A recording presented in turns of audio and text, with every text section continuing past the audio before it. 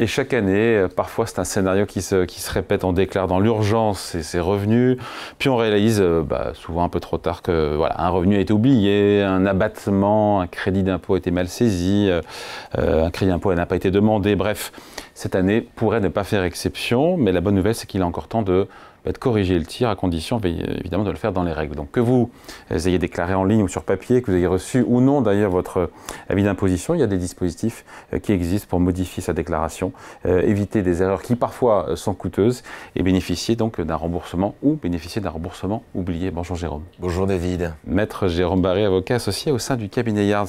Donc la période déclarative, comme on dit, maintenant est derrière nous. Oui. Qu'est-ce qui se passe ensuite là? C'est l'été, David. Oui. L'été, c'est la phase de traitement et d'émission des avis d'imposition. Traitement des déclarations, émission des avis d'imposition. Vous ne les voyez pas, mais ils travaillent quand vous avez envoyé vos documents. Donc c'est des déclarations qui ont été en principe validées selon les régions, mais au plus tard le 5 juin, ça dépend donc du département dans lequel vous étiez. Et l'administration, depuis cette date-là, elle a déjà exploité, elle a déjà travaillé sur vos déclarations pour émettre les avis d'imposition. Et ces avis seront en principe consultables, c'est la règle, entre le 25 juillet et le 1er août. Donc c'est assez rapide. Dans votre espace personnel sur impôt.gouv.fr. Deux cas de figure à réception de ces informations. Soit vous avez trop versé, par exemple à cause du prélèvement, soit au contraire, vous devez payer et vous aurez à verser un solde d'impôt sur le revenu. Bon, et justement, on sait à quelle date les remboursements et les prélèvements sont calés, sont prévus? En cas de remboursement d'impôt, on est sur cette fréquence que j'expliquais, sur ce créneau, c'est-à-dire qu'entre le 25 juillet et le 1er août, en principe, on vous rembourse. Et donc, vous allez repérer sur votre compte, soit sous la forme RAMB, impôt revenu, ou bien DGFiP, finances publiques, et c'est là que vous allez recevoir vos infos. Soit vous avez un solde à payer, et là, deux possibilités. Soit vous avez un solde qui est inférieur à 300 €, et là, vous aurez une échéance qui sera le 25 septembre 2025. Soit le solde à reverser, le complément, sera supérieur à 300, et là, vous avez 4 échéances d'égal montant qui seront à fixer jusqu'à la fin de l'année. 25 septembre, 27 octobre, 27 novembre, 29 décembre. Et à partir de là, vous aurez payé votre impôt. Le 29 décembre, tout sera en ligne. Et si on réalise que cette déclaration, faite aujourd'hui, enfin hier, est inexacte, est erronée? Alors, c'est l'été, donc on peut corriger sans pénalité. Et d'ailleurs, vous vous souvenez que nous avions expliqué qu'il vaut mieux le faire spontanément, il vaut mieux rentrer dans ce schéma-là. Donc si vous avez validé votre déclaration dans les délais, vous pouvez la modifier jusqu'à fin juin en principe, sur le portail et sur l'application impôt.gouv. Vous en apercevez aujourd'hui, j'ai oublié, je ne sais quoi. Aucun intérêt de retard de majoration ne sera dû à ce moment-là, dans ce cadre, si vous le faites avant le 1er juillet. Mais la DGFiP, elle ne communique pas toujours ce créneau et à quel moment elle va fermer son formulaire, et qui habituellement se ferme entre le 25 et le 30. Donc on est aujourd'hui dans une possibilité de corriger avant le 1er juillet jusqu'au 30, et là il ne se passe rien.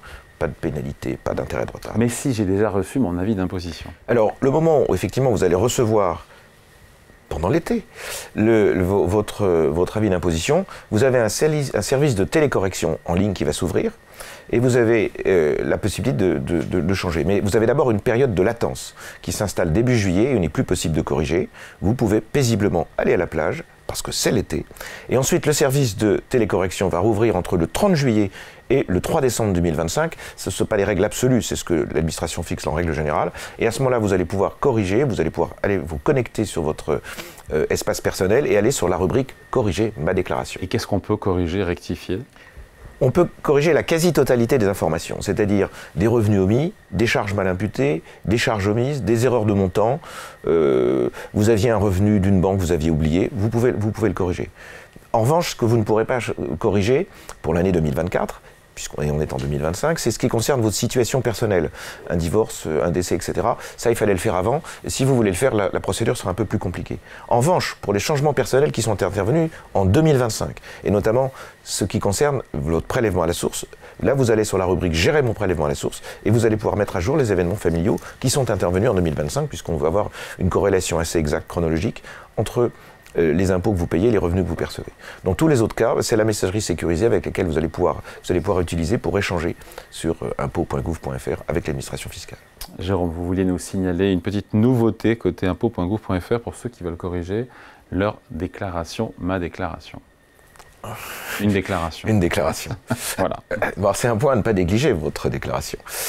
Avant de vous connecter. En fait, on a voulu, pour éviter le phishing, pour éviter qu'il y ait des débordements et que des informations soient captées, que vous ayez un double passeport. Donc, on vous reconnaît, mais on va vous demander une authentification qui va arriver soit sur votre mobile, soit sur votre adresse mail, donc c'est soit par SMS, soit via France Connect, et vous allez devoir à ce moment-là, vous allez pouvoir rentrer le sujet, vous allez pouvoir rentrer sur le service sur impôts.gouv. Sinon, vous ne pourrez pas. Alors ça va être très très contraignant pour les professionnels qui établissent des déclarations de revenus, des gens comme moi, parce qu'à ce moment-là, il va falloir effectivement faire une double connexion à chaque fois, puis dès que vous aurez passé le temps, il faudra revenir dessus. Pour un particulier, c'est quelque chose de faisable. Et le conseil, c'est de vérifier dès à présent que vos coordonnées sont justes. Si vous avez changé de numéro de téléphone ou d'adresse mail, vous pouvez vous retrouver dans une situation impossible parce que vous n'aurez pas préparé ce moment. Donc préparez dès à présent, me donner les bonnes coordonnées pour que, au moment où les choses vont arriver, vous serez en phase. Bon, pour celles et ceux qui déclarent encore leurs revenus par papier. Là, il y a deux possibilités. Alors, c'est de plus en plus rare, mais ça peut arriver. Soit c'est une correction mineure. Vous envoyez un courrier très poli en disant, voilà, je m'ai trompé, il faut faire ça, et tout se passe bien. Soit c'est un peu plus important. À ce moment-là, il faut refaire la déclaration, c'est ce qui est le plus simple.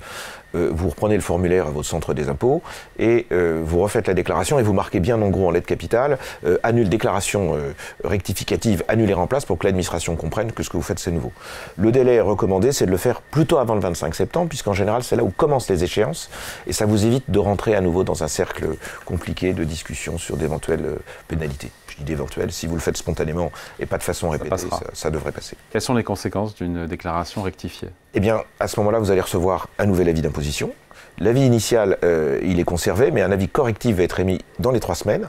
Et si la correction vous est favorable, vous allez recevoir le trop perçu sur votre compte bancaire. Si au contraire, vous devez être défavorable, vous allez avoir à payer un complément d'imposition. Bon, et il y a un risque ou pas, et on finit là-dessus, des pénalités, si je corrige trop tardivement? 18 ans après, si vous corrigez très tardivement, oui, on va vous dire que c'est pas bien. Bien que vous serez prescrit, mais c'est pas bien. En revanche, si vous le faites de façon spontanée, on voit bien, et l'administration, elle est assez bonne mère, et je le redis souvent, elle regarde comment les sujets sont faits. Si votre déclaration est très très bien faite d'une année sur l'autre, puis que de temps en temps il y a un accident, elle l'admet.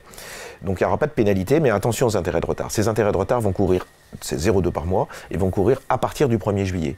Donc c'est pour ça que je vous disais tout à l'heure que si on a des rectifications à faire et qu'on peut le faire avant le 30 juin, c'est bien. Sinon, on les fera après, mais vous aurez les 0,2 par mois. C'est pas la mort, mais...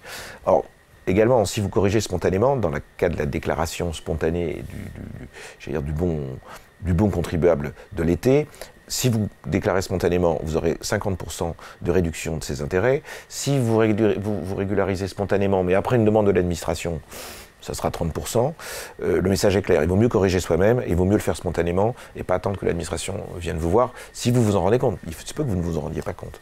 Allez, merci beaucoup. Conseil signé Maître Jérôme Barré, avocat associé au sein du cabinet Yard. Merci Jérôme. Merci David.